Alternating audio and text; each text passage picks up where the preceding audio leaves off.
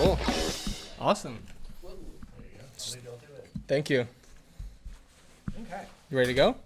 Oh yeah, it's running. We're running. Okay, let's do it. So this is the Keen Talks podcast / Mary's podcast. You're going to push it to your platform. I'm just going to steal a little bit.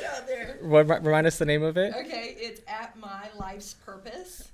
At My Life's Purpose. Dash coaching. And it's going live soon. Soon. I've got an intern that starts Friday from Carmel High School. So his one thing is to get it out there. Get it out there. Yes. All the technology, getting it running. Awesome. Yes.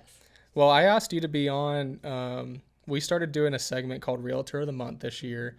I know we can do your whole background and everything, but you've been in the real estate game for a while. I have. Very experienced, lots of knowledge to share, not just real estate, but business, lead generation. What was it? Neurolinguistics? Yes. We'll get into that stuff. Yes. We'll kind of dive into all of it, but just give us a background about, how you got started in real estate. Sure. Anything pertinent that you want to share, just kind of let us know who you are. Absolutely. It's funny, I've done some reflection in my life, and I've done a lot of reflection in my life. And something that I didn't know at the time was like my ability to figure things out and like get stuff done. Mm-hmm. And so when I was in middle school, my parents, I asked them for braces.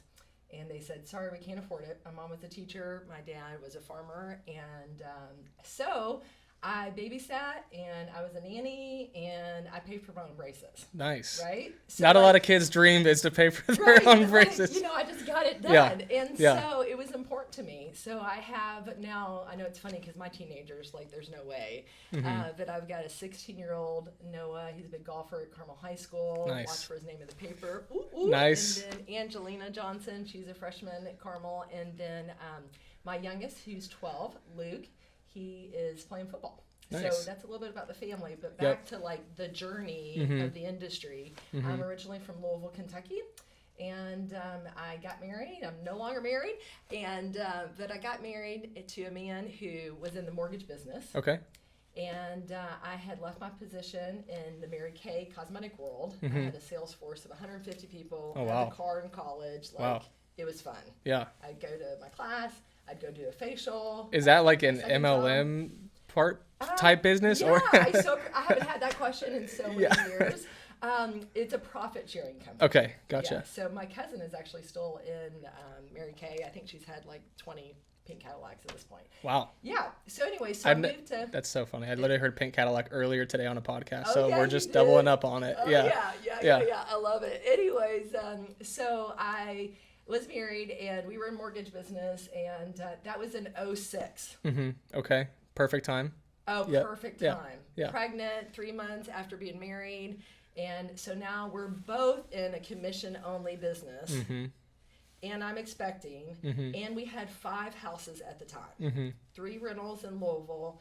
And then our house that we thought was going to be our forever house in St. Matthews.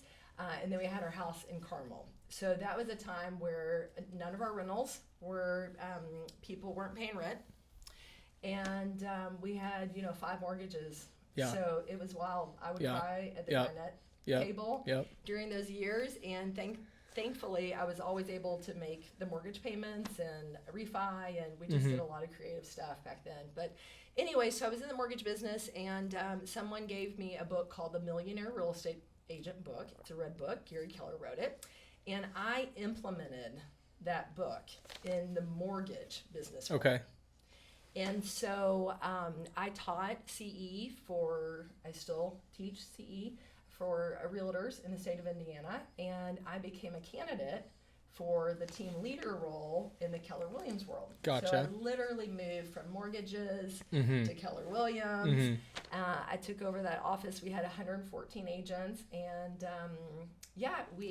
now we're at like 280 agents.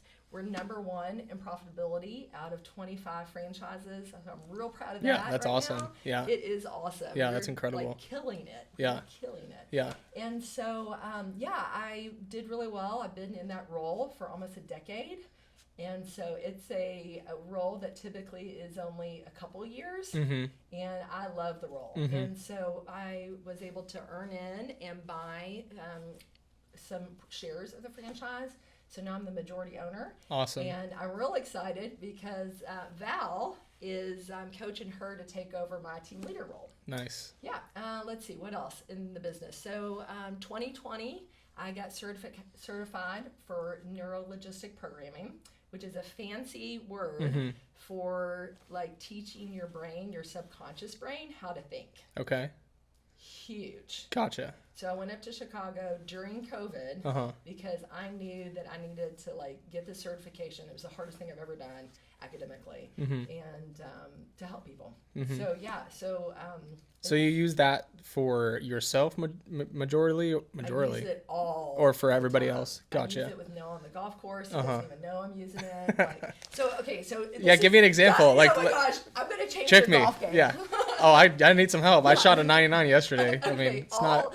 Okay, so your son men probably like get so excited when I teach them this. So and women. So when you are about ready to tee off, okay, and there's like water, what do you tell yourself? Well, I know the correct answer. Okay. Just you're not supposed to say don't hit it in the water, right? Right, because your brain doesn't process negatives. Yep. Okay. So you're supposed to say hit it straight or follow the line, right? Gotcha. Funny example of this. So Noah has like plays rec basketball and stuff. And he had a coach one time who kept saying, don't foul, Yeah. right? Yep. And I'm going nuts in the stands because he keeps fouling, right? And so, that's just an example. But so there's other like more serious things, like when someone's had a traumatic event or they've had loss or maybe they have a limiting belief. Last Monday, I was coaching an agent and she just had, from an outsider's perspective, you'd think she was super solid and that like mentally she was really good, and yet she wasn't on a Monday morning. And so we went over like her negative thinking.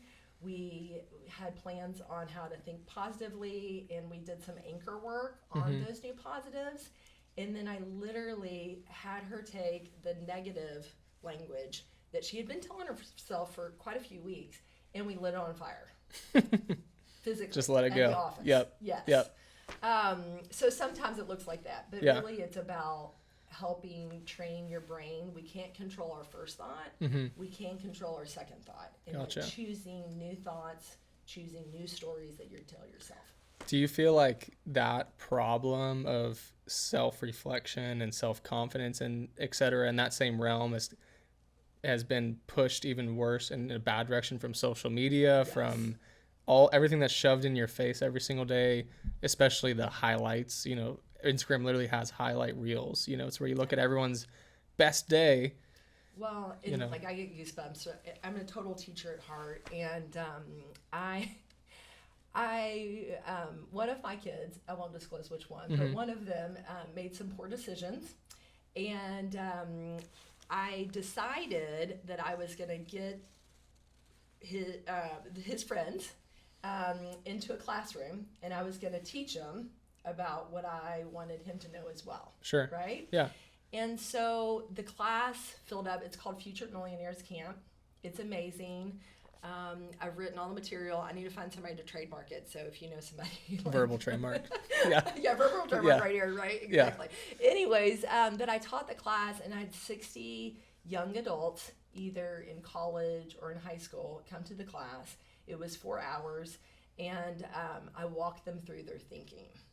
Gotcha. For about 3. Yeah. And the last hour was like actually how to make money. Yeah. Right? And how to invest and stuff.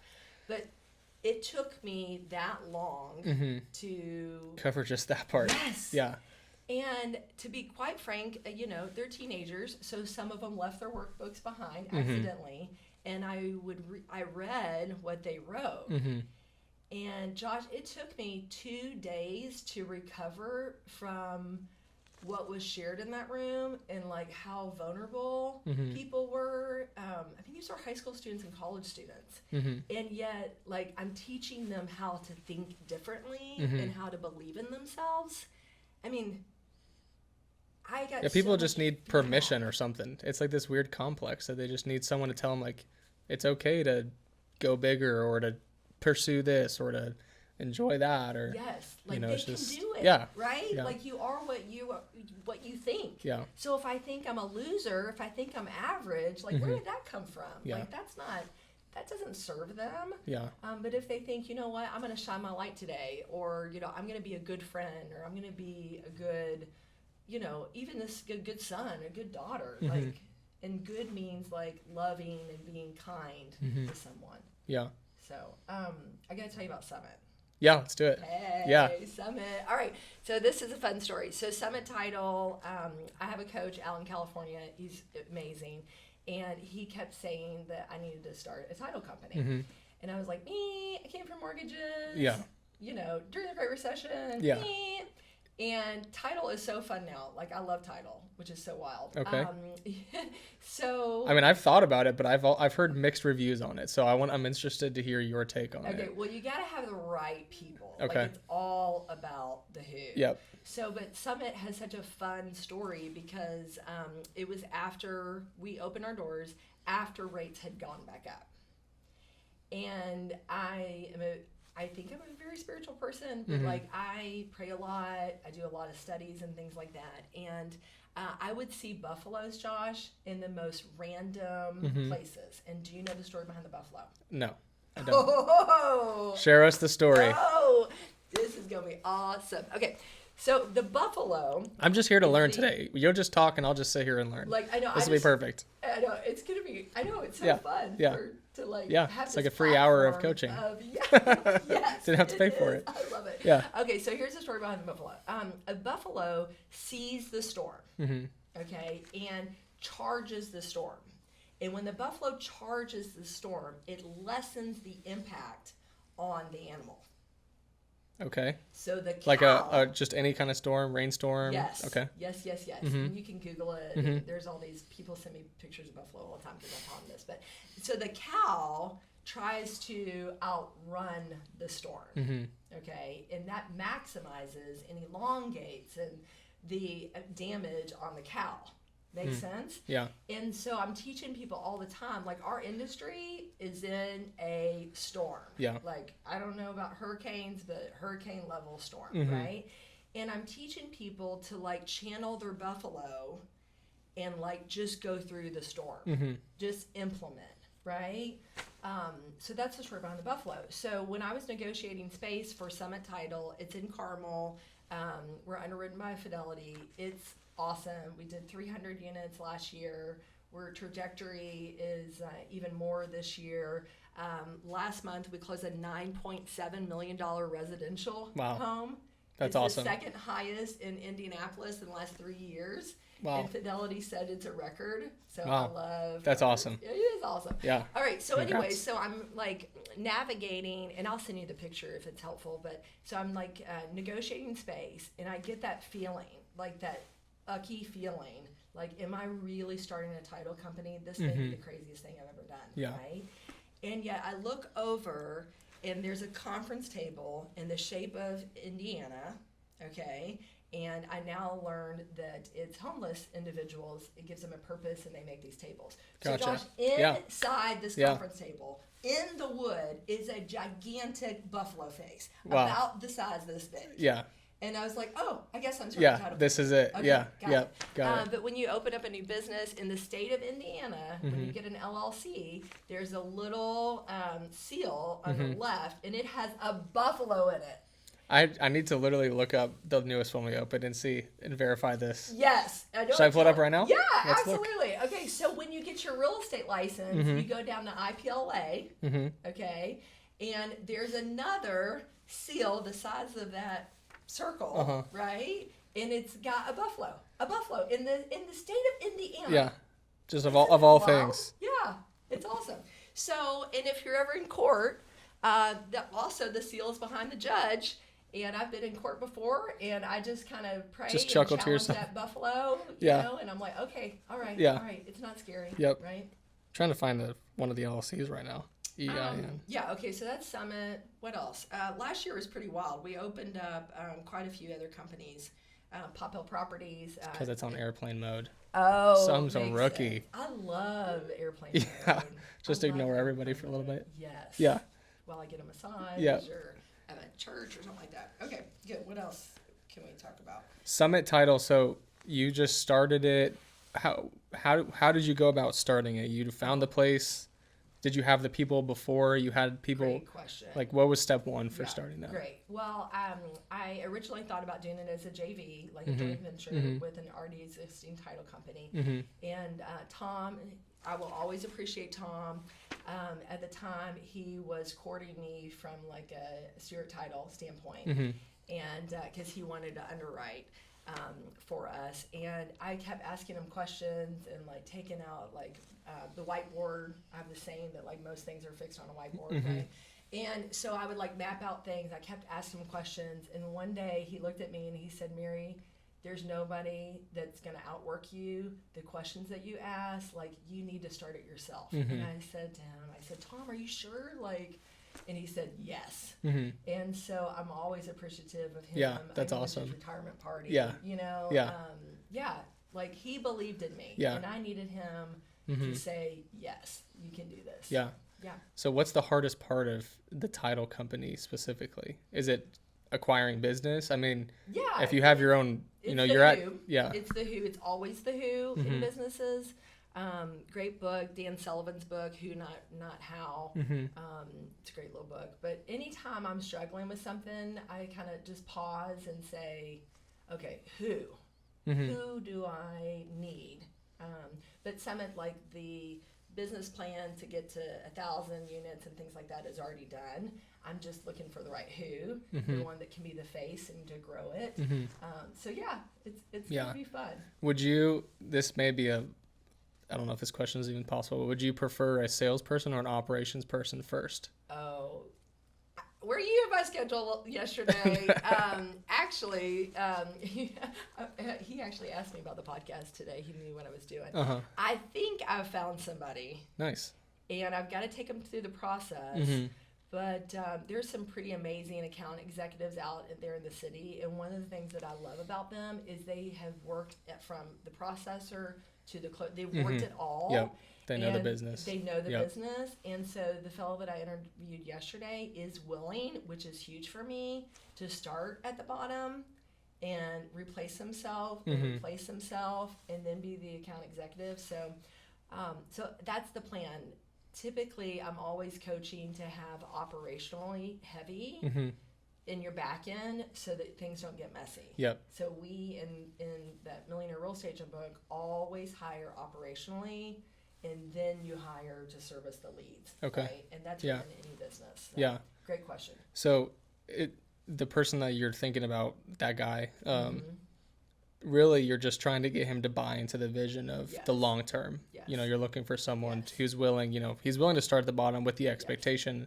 So what do you do as the owner, or whether it's this or the team lead or any of the different structures, to keep the people that you're investing in? I mean, it's not always money, you know. Some people are driven by money and that's what they want. Some people, they want vacation time, benefits. Have you found anything that works? Yes, I have. There's a process, it's a fancy word for it, called career visioning. But typically I'm going to spend, if they're my who, right? Like if they're my one person, I'm going to spend about 6 to 10 hours with them before they start. Gotcha. And I'm going to learn all about their behavior. I'm going to learn about their life history, highs and lows. What did they learn from it? Like, there's a lot that I learned. And I'm willing to go slow with hiring the right people so that we can go fast later. And then I do a future self exercise. And I do this for my coaching clients too. But the future self is like 4 quadrants. So Josh, like if we were doing it, I'd say, okay, Josh, what 4 quadrants do you want to focus on? And I have these big, gigantic, I even have it in my car. I have these gigantic Post-it notes, okay? And we put them all over the room. That would be fun. Yeah. I could do your future that'd be cool. self, Let's and do it. You could have it for your kids and your wife and stuff. That would be awesome. Anyways, and so I ask you lots of questions, and you're going to respond, and I'll ask you more questions, more questions. And then I try to get you to access as many senses as you possibly can. So, you know, a smell, hearing, taste, what are the other 2? Speech. Yeah, speech, yeah. So we try to access all 5 senses, and so that goes back to the brain, right? And when we access your senses, that's your subconscious brain. And most of your thoughts, like 99% of your thoughts are subconscious. So when we access those senses and the vision for yourself, now we're like in turbo mode, right? Versus just like writing it down. Yeah. Makes sense. Yeah. So yeah, we do a future self. I do like a 30, 60, 90. I have my who's on non-competes. Gotcha. Because they're wealth determiners for me. Yeah. And I'm gonna like, if you're in business with me, you're gonna get it all. Yeah. Yeah. Right? Yeah. And I'm gonna love on you, and we're gonna build wealth for your family and legacy wealth. And so I haven't always done that. Yeah. And, That's smart though. Yeah. Well, now I understand my worth. Yeah. Like, I think before I was like, well, yeah, I'll just, find somebody else. And now I'm like, no, I'm going to give you the keys to at least my kingdom, right, of knowledge and expertise and resources. So Yeah. Yeah. So going back to the very beginning, you said that you got offered the position of team lead, or you were a candidate for it. So have you ever been specifically a realtor, or was it always mortgager and then straight into that? Great point. I have my real estate license. At the time, in the team leader role, I couldn't compete. Okay. And so my license for years has been in referral. Gotcha. In 2019, I convinced my best friend, whoop, whoop, to get her a real estate license. She's amazing. And we, because she debuted the second week of COVID in March of 2020. Nice. Awesome. And so she would like call me, not the franchise hat, but she's like, friend hat, this is what's happening. And like, she made our office so much better because she could switch hats and she could be super honest with me, and then I'd go and like change something, right? And so we own a real estate team together. Nice. And it's a lot of fun. Yeah. For years I would be like, oh, I don't want to be in business with friends, and I'm like, yeah, that's exactly what I want to be in business with. So, I have activated my license. It's funny, the industry word gets around really fast, and I have activated my license, and the truth is Mary's on the streets. I know. She's coming for us. She's coming. No, it's just, there's so much that's happening that I feel like I need to get back in the trenches and just kind of get a pulse more than you sharing with me what's happening. Experience it firsthand. Yeah, that's the same guy I was telling you about before. Ryan Pineda is a big investor that I watch a lot of what he does, and he's doing the same thing. Just like, he was kind of really separated. He's got 6 or 7 different multi-million-dollar businesses, but he's kind of going back to the gut work just to like get a pulse on the sales team. What are they experiencing? And the same thing. Like, you can hear it, but it's different if you're talking to a seller and you're experiencing these same, pushbacks and objectives and everything. So it's a new decade. There's a agent that shared with me, I think this is a brilliant idea. His kids are a little older, but he shared with me that he buys a property and flips it with his child, and they do everything, the P&L, like they do it all, and the child buys the property, and so then they use that money for college. I'm like, this is so smart. Like, all my kids know they're going to get their real estate license before they start school, college, because you have options. For sure. And if you do one a year, it's like, okay, $5,000 for college. I mean, I've got a 24-year-old right now in my office who year to date has sold $9 million, like $9+ million. That's awesome. And he's 24. Like, the sky's the limit. So to answer your question, so watch out. I'm on the streets. It's only to get a pulse. And once Mary's coming for us. Once I feel, I'd love that.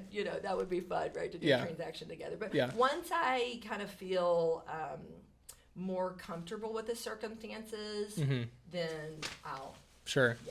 Yeah. So like, just on a normal day to day, what is your schedule? Like, what you've got summit, you've got team lead, you've got your team, I guess, also. And then didn't you have another business? Yeah, I've got some other things, but the big news is that it's so fun. I'm so excited about it. Is like private executive clients I'm taking on. For years, people have asked me to coach them, and I've said, hey, if you come to Keller Williams, like, I'll coach you. And I've finally decided that it's okay, and I can coach people, and I can help them. And my life's purpose is the coaching company. My initials are Mary Poppell. And I just feel really empowered that if I can help a person find what their purpose is, then they're going to have maximum positive impact in the world, right? And they don't have to wait till 50. I mean, so many people are in my office and they like hit 50 and they're like, wait a minute, what do I do?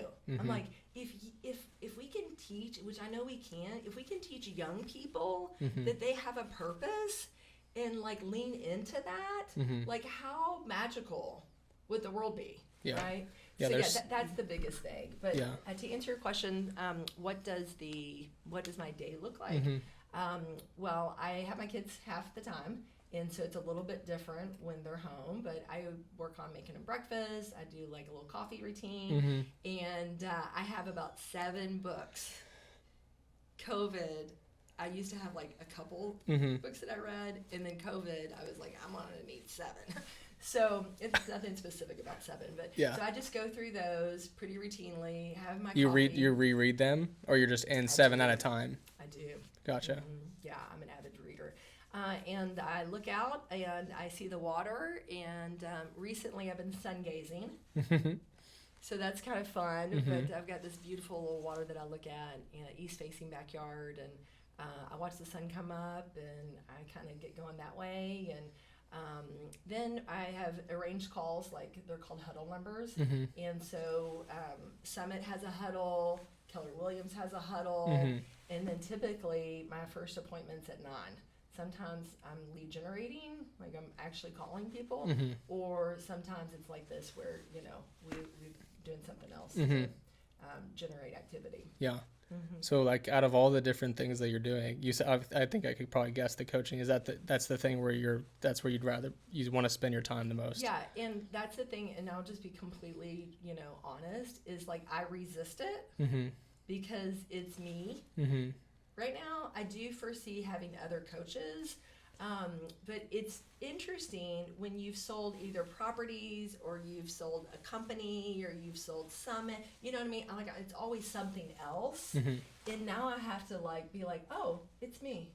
Huh. Yeah. And I'm just going to be like a little human that God has put on this earth to help people and navigate hard times. You know?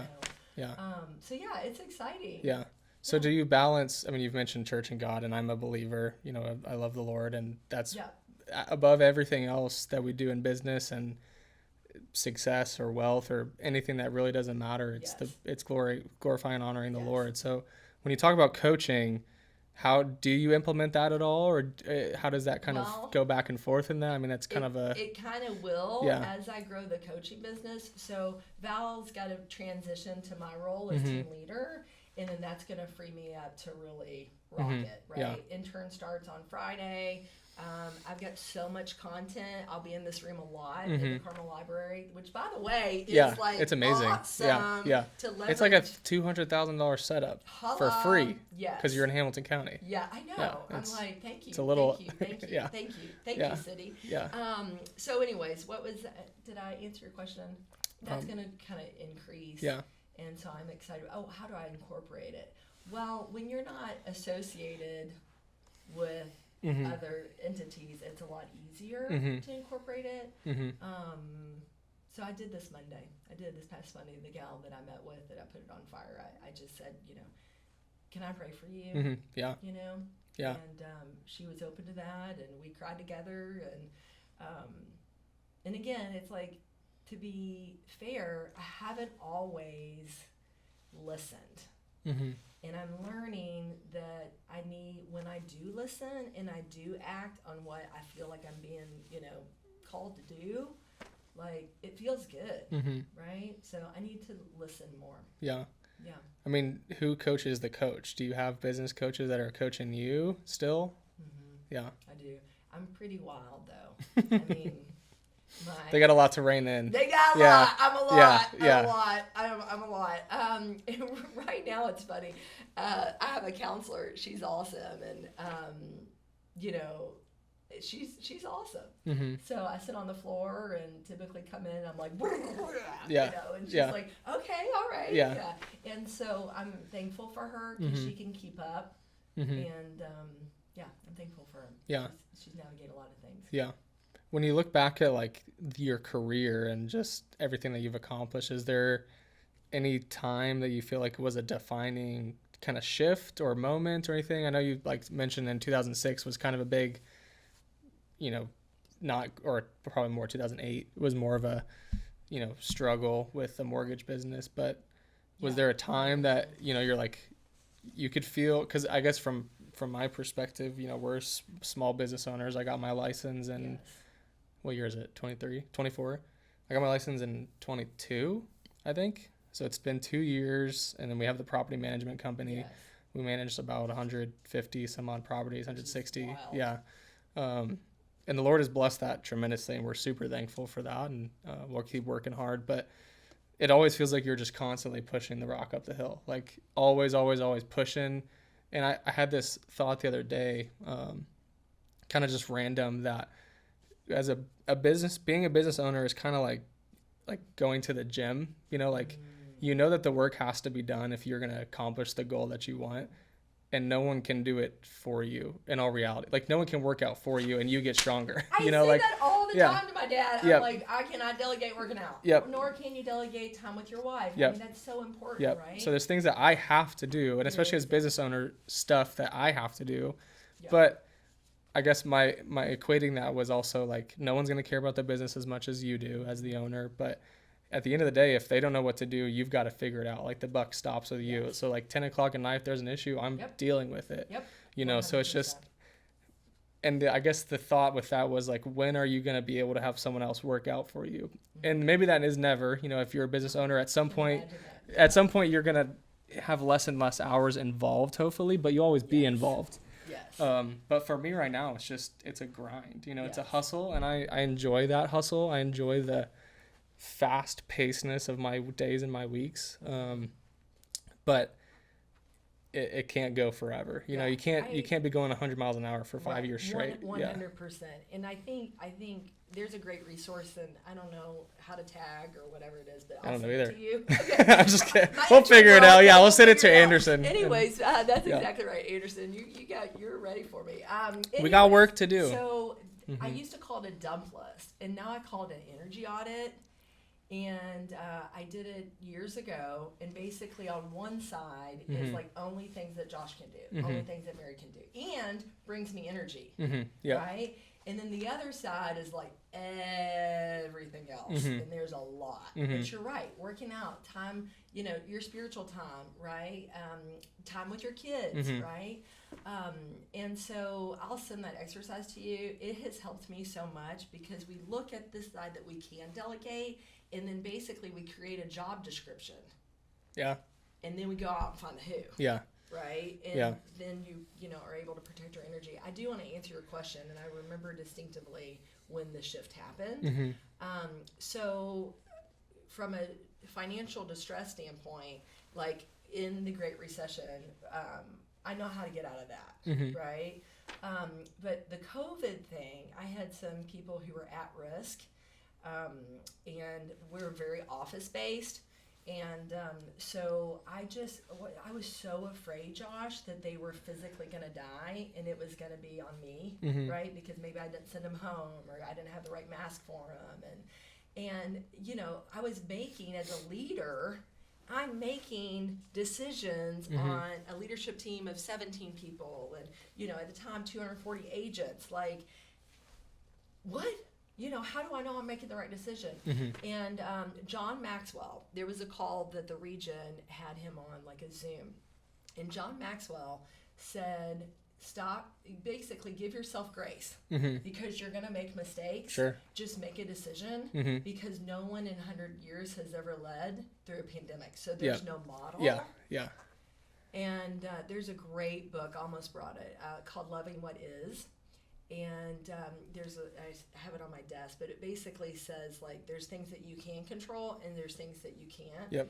And storms and bad things and tornadoes and all that kind of stuff, that's God's problem, you know, and that's for him to navigate, not for Mary, because I want to go save everybody, right? But I remember I was on that call, and I remember standing in my bathroom which is kind of how the brain works, right? Staying in my bathroom. It works in the bathroom. Yeah. It works better when you're in the shower. All of your ideas come in the shower. So, but I pace. I'm a pacer. Yeah. And so I remember being on this call and like finally giving myself permission to like fail and make a mistake, and to, you know, those individuals that were at risk, I did send people home, right? Because that was the right decision. And they're fine. Like, everybody's okay. Yeah. You Yeah. know? Like, Yeah. So from a health standpoint and a safety standpoint, like, that has really put some calluses into my leadership.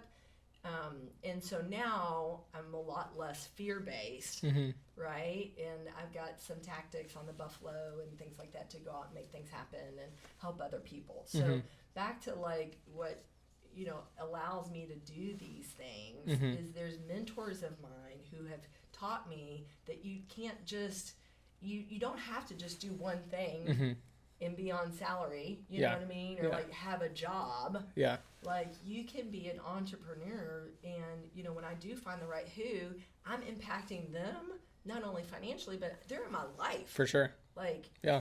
Yeah, we have one employee, and she's married to one of my childhood friends. That his brother is my best friend, and we grew up together. But it's been great having her. She's taken off a huge load from me, and but it is not like, it's not just this random person that you see in the office. Like, she has direct impact on me and my family, whether she knows it or not. I mean, she might listen and hear that, but yeah.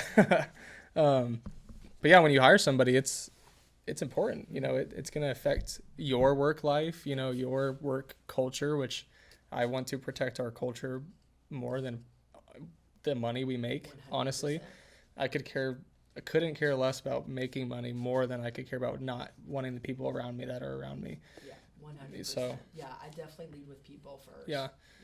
Yeah. I mean, real estate is fun enough, and there's enough highs and lows that happen in real estate to not have people that you trust working next to you. And 100%. I mean, my wife is the best, because I come home and I talk to her, and she's like, she loves to ask questions. Yes. She should be a podcast host, because she can keep people talking for 4 hours straight and never even awesome. Breathe. But it's great, staying curiosity. Yeah. You know? But she'll ask me questions. I'm like, I just need to stop talking about work at this point, because we're just talking about, I've been doing it all day. I need to ask you a question, but yeah. I'm full. Yeah, I'm done. I got to tap out. That's so true. Yeah. But she's been a great companion, and, you know, she's not a paid employee, but I couldn't have done any of this without her. Yeah, she's the biggest business partner, but yeah, and she's having another baby. Hey. And she's taking care of the other two crazy babies we have that are young, 2 and 1. So it's not exactly easy. Yep. Yeah. She loves it, and we just moved to Merrimack. I'm sure you know where that's at.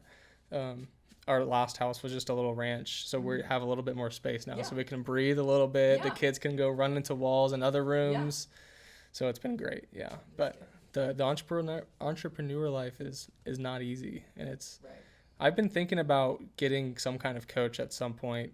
I'm in like a program where it's like, it's not one-on-one coaching. It's kind of like calls and ideas and stuff, but I don't prioritize it as much, because I have the tasks that have to get taken care of, and that seems to me more of like an elective almost, where it's like, I would love to do this, but I have to get the things that are required done first. Yeah, well, the fact that you're being honest about it and you're acknowledging it means that you're willing to do something else different. You know, at some point, I would just hold that investment. I mean, coaching is an investment, right? And I would just hold that investment accountable. So there were times, and I do have coaches for different businesses and things like that. And I hold that money accountable, right? Like, I'll get off the phone, I'm like, that was worth X dollars, right, to me, or that idea, or, you know, but I thank him all the time. Summit Title wouldn't have happened if Rich hadn't been coaching me along for as many years as I needed it to be, you know, and so yeah, coaching's where it's at. Yeah. Because this thing is the biggest muscle, and it matters. So if my, you know, thoughts are off, or if my thinking around something, there's a quote that says you shouldn't go in your brain alone. which is like your wife's your partner, right? And so you can come home and you can have a problem, but she's going to talk you through it, right? So she's very helpful. Most of the issues happen when I'm just thinking by myself and I'm not expressing them out loud, Yeah. I can run into some problems there, but once you talk to someone about it, it usually seems a lot less. Yes. Seems a lot easier. 100%. Yeah. Yeah. Cool. So what does 5 years from now look like for Mary? 10 years from now. Look at you, future self and me. Yeah. Oh my gosh. Well, listen to me. I'm tweaking it. Let's do 6 because Luke will be in college. Okay. So my dad, he's wonderful. He's going to be burying his second wife that has had cancer tomorrow, and yet he's in Louisville. He still works. And yet I'm very mindful. I don't think a lot of times people plan for life's unexpecteds. Yeah. However, I'm very mindful that I'm in Carmel and he's in Louisville, right? Yeah. So I want to be able to care for him if he were to need care in the next whenever. Like he cared for my mom, so that's very, very important to me. And so I'll do something that gets me access to Louisville. Okay. Cybertruck. And then, so that's definitely one thing. The other thing is I learned about 1031 exchange. Yeah. And I've got like a roadmap because I love the Caribbean. And so I want to place. You said Punta Cana, right? Yeah, Punta Cana or. Where is Punta Cana? I have no idea. I mean, you said Caribbean, yes, but yes, I barely know where the Caribbean's at, to be honest. Yes.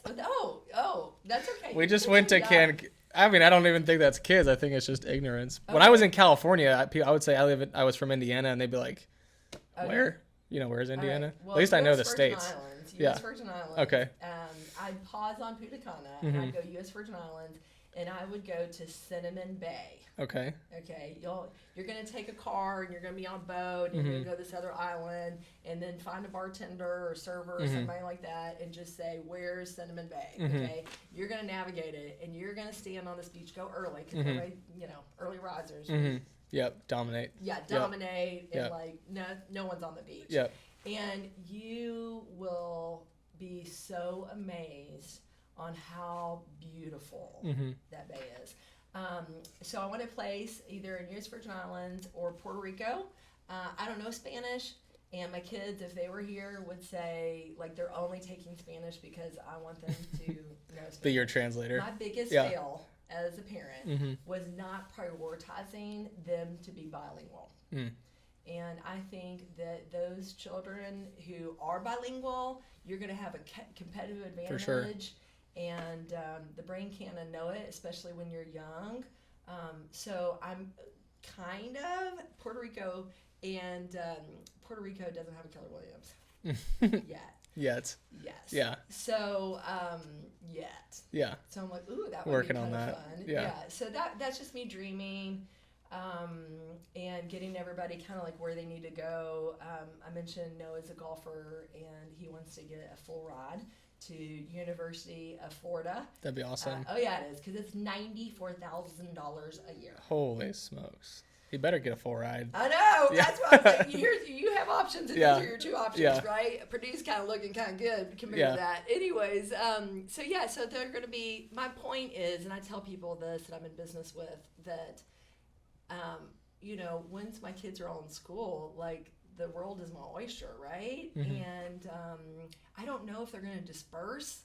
I don't know if they're all going to live in Carmel for the rest of their life. A lot of it's going to depend on them and where they're at. And I want to be the coolest grandmother ever and hang out and get to do all the things that I didn't get to do as a mom because I was working so hard. That's kind of answers it. Is my mission is, I have this other little exercise that's a great exercise to do, is you take a little 1-inch square, okay? And this is from Brene Brown. And you put on this little 1-inch square, those individuals, it's called, I kind of nicknamed it Square Squad, but those individuals that you want there at the end. Okay. Okay, and that their opinion matters.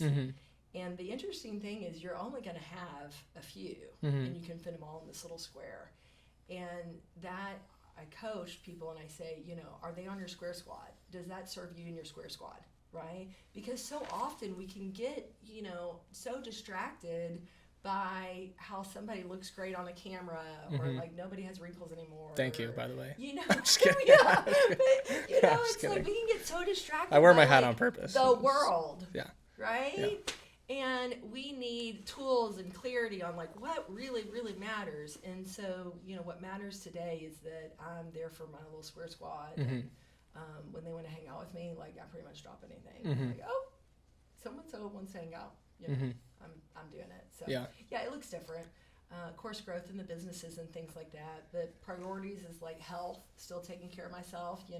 Can't delegate that. Can't delegate somebody else. Like, even what we eat and what we drink. And I tried this wellness drink, and I think it's amazing because I'm down 6 pounds. Nice. And it's got like botanicals, and I've only taken it for like 6 days. And just it's doing stuff one thing at a time. Like you said, you're pushing the rock, but you're really pushing the rock on like your brain, right? And taking care of yourself and those that you love. Yeah.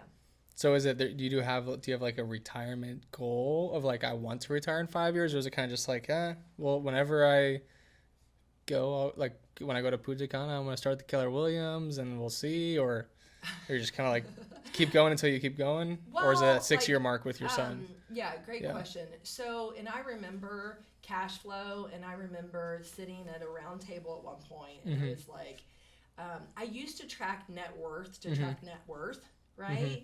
And then I learned, I'm like, why am I tracking net worth? It doesn't mean anything. It's just like an ego thing, right? Yeah. So I need to track doesn't cash pay you. flow. Yeah. And so each of kind of quarterly, mid-year I do it, at the end of the year I do it, but quarterly I'll just look at like each business and what's their cash flowing, and then now I have a plan to have a certain number of cash flow. So when we talk about like retiring, it's really about increasing cash flow and then increasing charity contributions and things like that, and that's really important to me too. Nice. Yeah.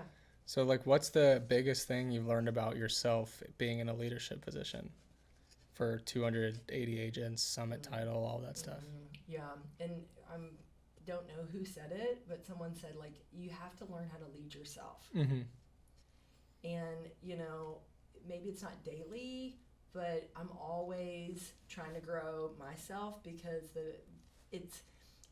I can't attract someone to an organization or something of the sort if I'm not have a strong vision, right?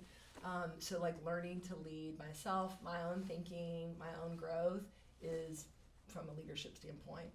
Because when you walk in, like today, right? Like I'm walking in, it doesn't matter that I've got this visitation, tonight, and I really just maybe like want to stay in bed, right? And yet the truth is life keeps moving. And so when I'm in front of a sales meeting, I've got 60 agents, like I'm on, right? Yeah. And I'm pouring on value. And same thing with a podcast. It's like you gotta show up, even though it's hard, or even though it's uncomfortable, or even though you may not say something, or that's kind of what I was saying too with the working out, is like that's the same thing, is like you got to show up and work out, or you're not going to get like, and people depend on that, you know, your agents depend on you. The Zoom call goes quiet and everyone's like, oh, it's not my turn to talk, it's Mary's turn to talk. Like you're the person to fill the space. Yeah, 100%. Or even like prioritizing, I'm a big hot yoga person. I don't know. Well, I know I'm over 1,100 classes, but it could be, I do it when I get close to the next 100.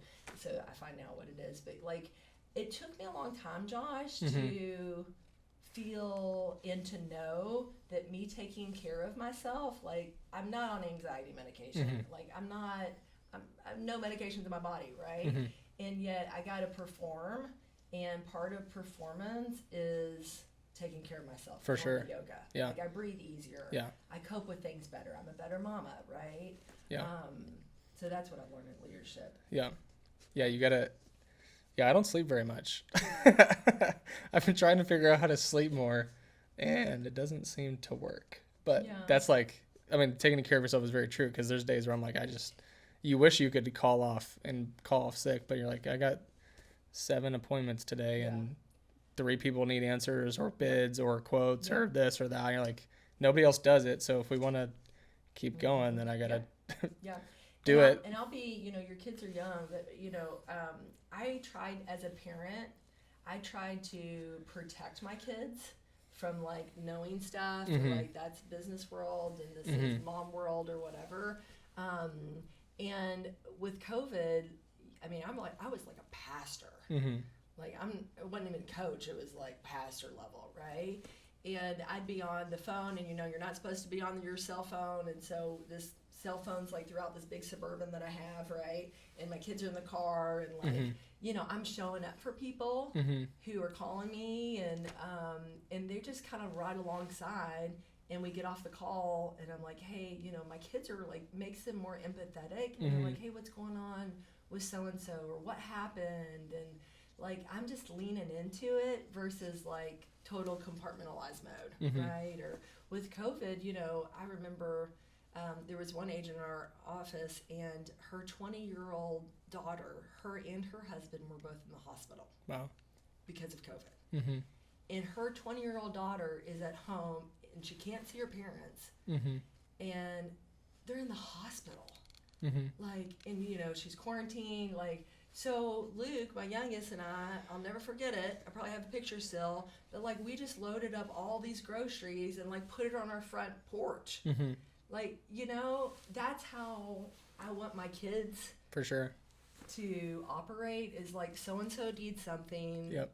I'm going to do the right thing. And occasionally I see it in them. You know, I was at the chiropractor the other day, and the chiropractor complimented my youngest son on his like sportiness, like the Yeezys or whatever. Don't ask me. Okay. I mean, I'm wearing khakis. I mean, I'm not a fashion statement by any means. Well, they're like the generic Yeezys. Yeah. I'm like, we're not doing $70 Yeezys. Yeezy has probably come out of my mouth 3 times in my life. Okay, So that's so funny. Yeah. Anyways, and he goes to the chiropractor. He's like, thanks, I'm very blessed. yeah.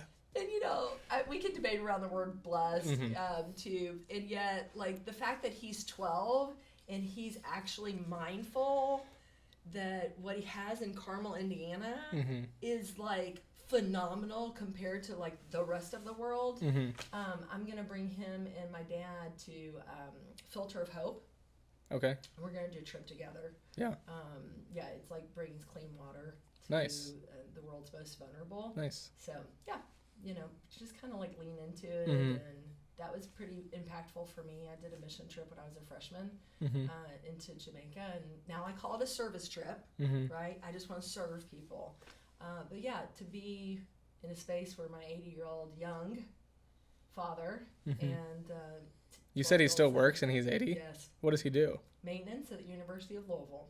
Gotcha. Yeah. Nice. Yep, still works. Yep, loves it. Loves his community. Yeah. Walks every day at lunch. So That's awesome. I know. He had, talk about wild. So, you know, I was afraid that he was going to get COVID. And I wanted to, like, bubble wrap him, right? And yet he didn't care. And he was in the Air Force. And that's one of my priorities, is to interview him. And I'm going to have what's called a legacy series to where, regardless, that's something I didn't have with my mom, right? But I want a series that my grandkids and I can play, and people can play, and they can hear his stories. Because once you've been on the Kentucky football field and an Air Force, like, he's seen a lot. So yeah, he works and loves it. And yeah, my grandpa was very similar. He was in Vietnam in the Army, and he's a farmer, is a farmer. Yeah. Will never stop being a farmer. Yep. My parents, or my mom and her sister and brothers, have tried to stop him from going out and doing work, and he's like, yeah, I'm just gonna. Yeah, he thinks he's invincible. Yeah. And maybe one day He might be. I don't know. We'll see. Yeah. Well, Jury's out. That's what I was going to tell you. Yeah. That's what I was going to tell you. So here I am, worried, sick, that he's going to get COVID, and I can't bubble wrap him. And the man goes to the doctor, which he rarely goes to the doctor, and finds out he's scheduled for quadruple bypass surgery on the Monday. So the man makes it through quadruple bypass surgery, totally gets COVID, is totally fine. And so I'm like, okay, God, like, when you take him, you're going to take him, and it's not going to be about Mary. Yeah. Right? It's going to be his timing. So, for sure. Yeah, but it's interesting. We're at that. How young are your parents? My parents, don't put me on the spot. I'm 27. Okay. My parents are 50, Okay. around there. Okay. All right. So I'm way ahead of you on the parenting, aging, and things like that. I do have a lot of people that I'm in business with, though, that we are that sandwich generation. You know, we're trying to take care of our parents and our kids and take care of ourselves. So. Yeah. I don't think my parents want me taking care of them. They'll probably have my little brother take care of them. My older brother says he's going to stick them in a home and just let somebody else do it, but I don't think that'll happen. Yeah. But well, you said you were a teacher and a farmer, your parents. So what was it like growing up in Louisville? Oh, we were poor, like poor. Would you believe my mom got a real estate license? Oh, nice. So part-time. She didn't sell a lot, and she actually, this is kind of full circle, Poppell Properties. I didn't even realize that she had created Poppell Properties. Wow. And I called my sister and I was like, hey, I created Poppell Properties. And she goes, yeah, Mom did that. That was Mom's company. I was like, what? You remember what? But That's my funny. dad says that she just kind of used it for the discount. So Gotcha. Yeah. So yeah, I mean, there's a picture of us, and thank you so much for asking. Yeah. So much of like life is like reflecting. For sure. Our history and stuff. But there's a picture of us at a flea market, like selling our books and our clothes. So we had driven this semi truck. I'm like, I guess we just needed money. Why else would you spend a Saturday selling like used books and used clothes? So it's kind of funny because I'm like, that was my first like forward facing customer service sales position. You know, yeah. And I'm Yeah. little. 2 for $1. I'm like, yeah, exactly. I was little. Yeah. I was like 5. And then my mom had my sister and I do a jewelry business. Okay. And my sister's way more creative. She's still more creative than I am, and that's okay. And we would go to craft fairs and we'd sell our jewelry and and so that entrepreneur spirit has always been there. My dad's more learning based than I am and more curious. I took him to Putacana and with the kids, and he would ask questions like every Uber driver. You know, what's your story? What's your name? And I'm like tapped out. Yeah, right? I just like, want to be on vacation. Yeah, I know. I left asking questions at home. Right, Yeah. but it's he waves at people. It's one of the most beautiful things. It doesn't matter if they wave back or if they look away. Like he's still greeting them when he passes them, and I'm just like, Dad, like you're like amazing. Yeah. You know, Yeah. like the way you treat people is like so stinking awesome. Yeah. So. It's also just a lost thing for some reason in our culture maybe, or in America, but like in the military, when you walk by like an NCO, you're supposed to say good morning, sergeant, or good morning, sir, or good afternoon, sir, or if they're an officer, if they're anyone above you, you basically greet them. Even if they're not above you, still say hi, whatever. And he does that very, very well. Yeah, I go to the gym in the morning and people, you're walking in and someone's just like walking out with their headphones in, like looking at the ground. And you're like, good morning. And I don't care if it's 4:30 in the morning, like just still say hi to you, you know. It's just everyone is so, not even introspective, that's the wrong word, just like internally focused on, them and their issues and whatever they're thinking about. And you have these little bubbles that you have of your friendships and your people around you, but any good realtor is going to put themselves out there and talk to somebody. Sure. I've got friends who are realtors and they've never done a single lead generation, marketing, cold call, ad, Instagram post, and they've got 50 transactions a year because they just talk to people. Yep, that's my best friend. Yeah. That's her way of lead generating. She just shines her light everywhere. I know sometimes, like it's amazing to me how much we talk about COVID, and yet the reality of it is it made a huge impact. But like, remember when everybody was wearing masks and like I would go to a store, my heart got so heavy because you when you cover up a smile or it was just really hard for me. So I'm very thankful that now people are smiling and talking, and I try to get everybody's name if I'm in a restaurant before I order the I served, right?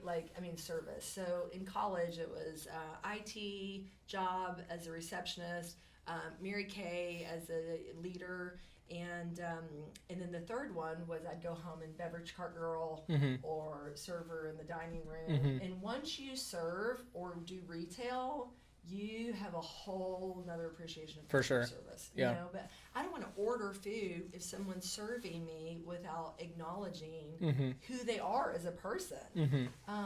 So I do. Yeah. I may not treat people like they're people and not objects / your servant. I mean, they are literally serving you, but you can still be kind to them all the time. Yeah. I mean, people will be like, "Thank you so much." Yeah, and if they come out and your order's wrong and you haven't even given them the time of day yet, you think they're going to want to fix it?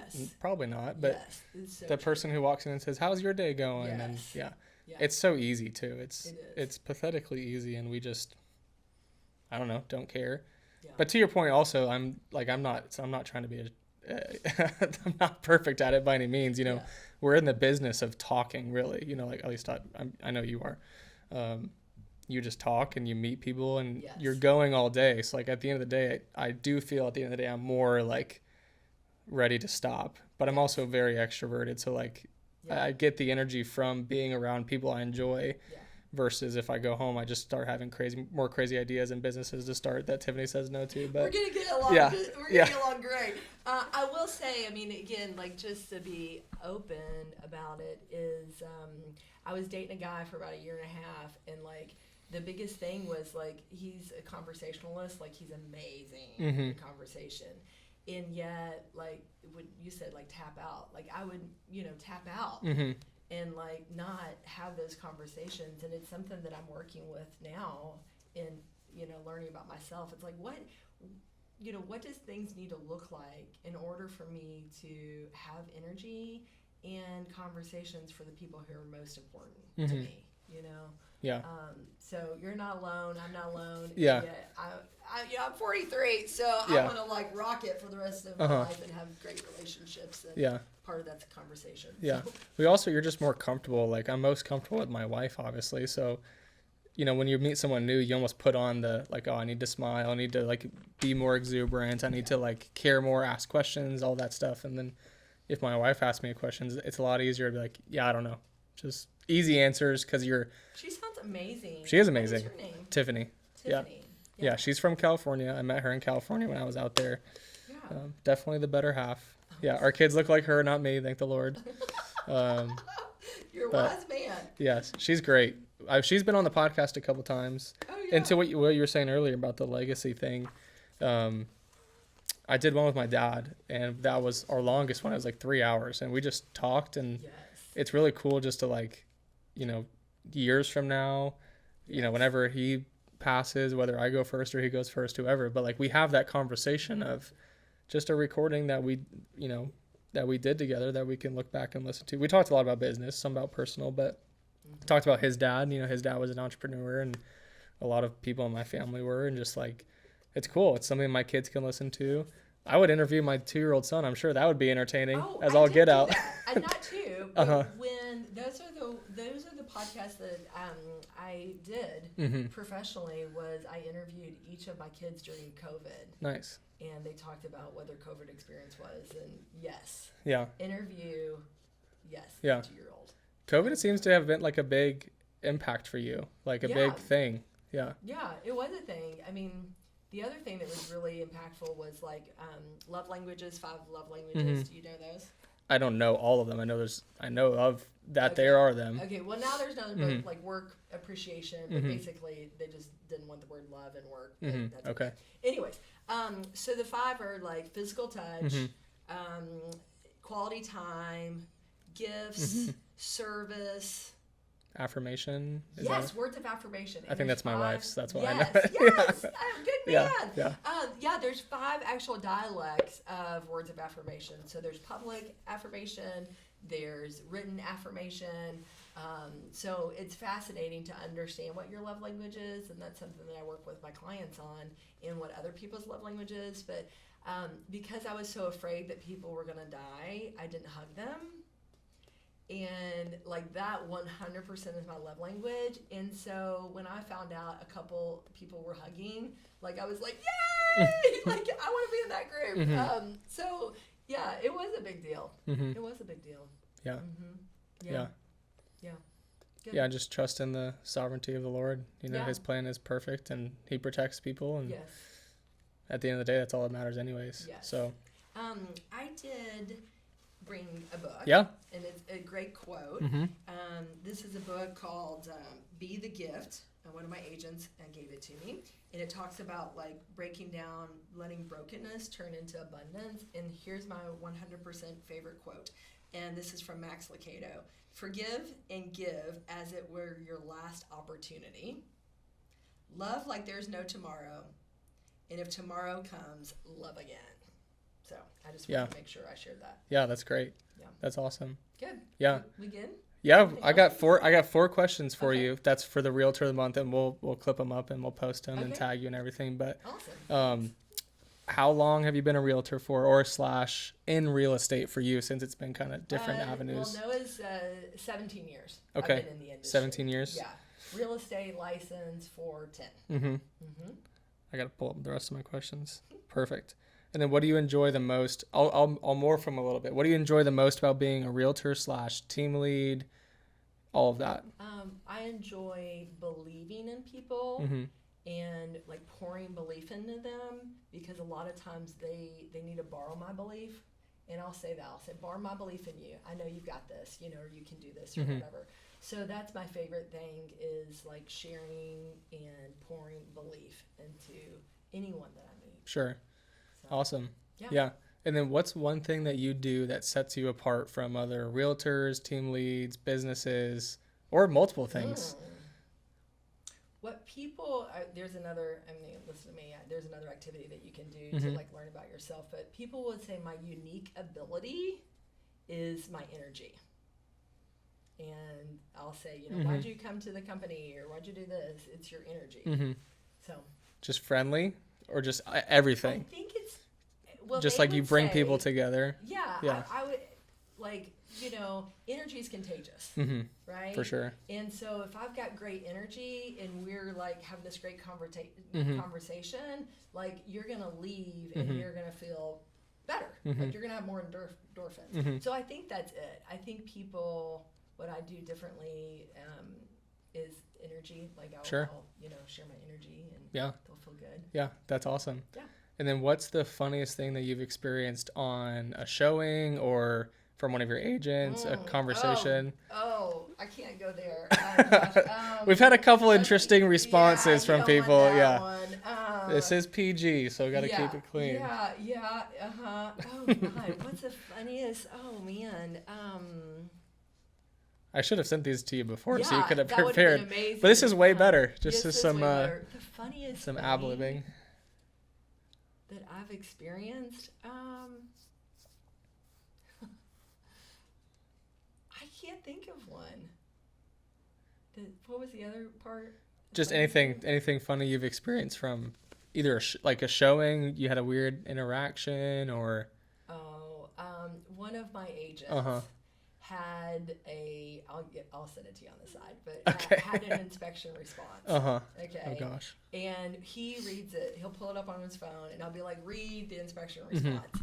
And it is the most hilarious thing, and he's a great agent. And he had to actually call the other party and say, because of my fiduciary responsibility, this is what my client has responded, so I'm sending it to you, right? Yep. But it is the funniest thing. It's like, do you think I'm on crack? Like, I mean, it is the funniest thing. So we'll be out to eat, and everybody will be like flying, like literally like falling out of their seats when he reads it, because he reads it with like no inflection. It's like super like just monotone. Do you think I'm on crack? I mean, it is like on an inspection response.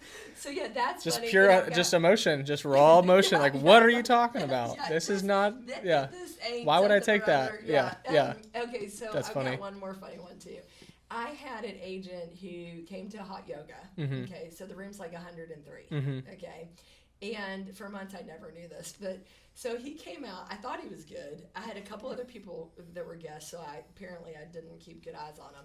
Well, he passed out in the men's restroom. Oh wow. Yeah. Oh, in the restroom. Yes. Not even during the yoga part. Yes. Just too hot. Yes. And the funniest thing is he didn't even tell me about it. Just He passed put out, it all woke up, and together. was like, Yeah, all right, let's go yeah. home. And then about 6 months later, I walk in the cafe, and he's like, I got something to I gotta tell confess to you. It's like, this has been weighing on my heart for a while. Yeah, and when he does the story. Was he it before or after yoga? Oh, it was after Oh, yoga. okay, that's better. So Yeah. he just, yeah. So he scares some people off sometimes. That is funny. It is funny. I've only done yoga a couple of times. I've never done hot yoga. It's a different experience. We do the sauna after we work out, but we're not stretching or anything in there, or Okay. Yes. yoga poses. Yes. Yes. Yeah. Yes. Yes. Might have to try it. Yes. Tiffany, you can go try let it. me know. You'll be my guest. Yeah. You and your wife, you can come There we go. after the baby. Yep. Well, I do appreciate you coming on. I know you're busy, and I appreciate you giving up the time to come and do the podcast. It's been great. I'm sure there's loads of things that people can take away from, but where can people find you so we can have people reach out or tag you? Absolutely. All right, here we go. YouTube's My Life's Purpose. On Instagram, I'm Mary Team Leader. Super original. And yeah, that's about it. Check me out. Facebook. I'm on Twitter. I'm on all the things. TikTok? I don't have TikTok. I have an account, but You don't do much with it. Yeah, So, that's Anderson's job. Anderson, There we go. Rock my world. Yep. Anderson, TikToks. all over that World Wide Web. Yep. TikToks and YouTube Shorts and all the cool things that kids are doing these days. Yep. Awesome. Well, I do appreciate it. We'll have to do it again sometime. Awesome. Thanks, Mary.